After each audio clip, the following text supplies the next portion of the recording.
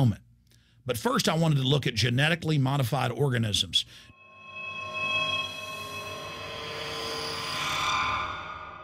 Did you know for many years the American people have been eating cloned beef and pork, and now they're expanding out into other forms of meat?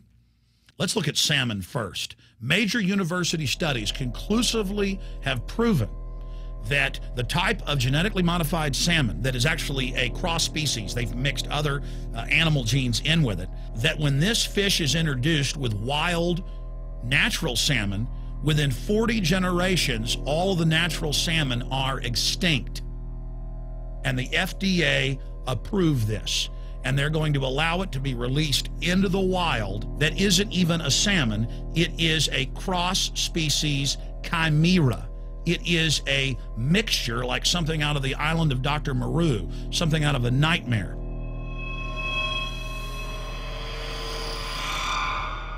More than 85% of the corn now consumed in the United States, and it's also starting to trend that way in Europe and Canada, is genetically engineered. It grows its own pesticide within the corn kernels so that insects won't eat it.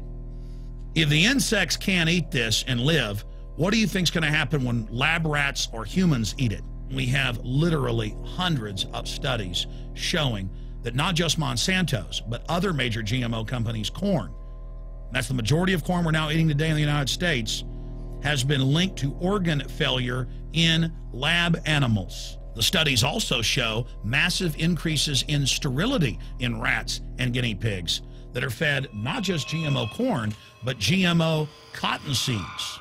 Studies in India, Germany, and the United States have conclusively shown that when they feed the cotton seeds left over from the cotton crop from these genetically modified varieties, that the cows are having miscarriages, they are having low birth weights, or in many cases, they're simply dying. And what is in most processed foods?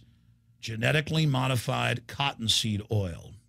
Major studies are also showing that genetically engineered crops are killing honeybees and monarch butterflies. But they don't stop there. Now they claim they're coming out with a genetically engineered mosquito that's malaria-proof that they're going to release into the open biosphere. The very genetic code of the planet is being butchered in a hostile corporate takeover. Many years ago, an executive from Monsanto was quoted in National Geographic as saying that that is their program, that they want to basically have their crops and their organisms take over the entire biosphere of this planet. And the major genetic engineer companies have focused mainly on 8 major food crops. Now they're expanding out into hundreds and hundreds and hundreds of other plants, literally changing the genetic code of the planet. This is a genetic dictatorship. This is genetic vandalism. And that's why the Rockefellers, the United Nations, and others have built these giant armored seed vaults all over the world, not just at the Arctic Circle. And they admit they're doing it in case all of this gets out of hand, that they'll have a type of Noah's Ark.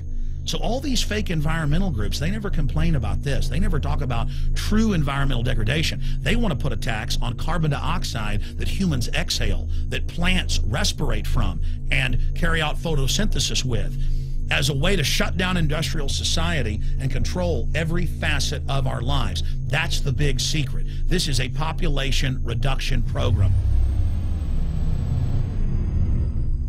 It is an epidemic.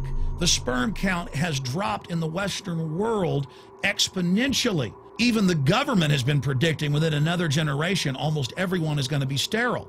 This is the globalist religion. This is their philosophy. They want the planet for themselves. The UN has said that their stated plan is an 80% population reduction. You've heard Ted Turner call us useless eaters and feeders and say that 80% of us need to be killed.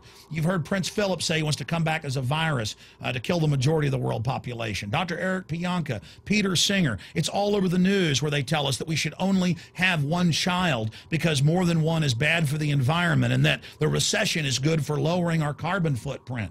This is the big secret. We live in a scientific dictatorship, and the United States and England are the epicenter of this, and it's expanding worldwide. Remember all the secret testing, all the secret sterilization that went on in the United States and Europe. Remember what Hitler did. He learned all of that from the eugenicist and the Rockefeller family in the United States.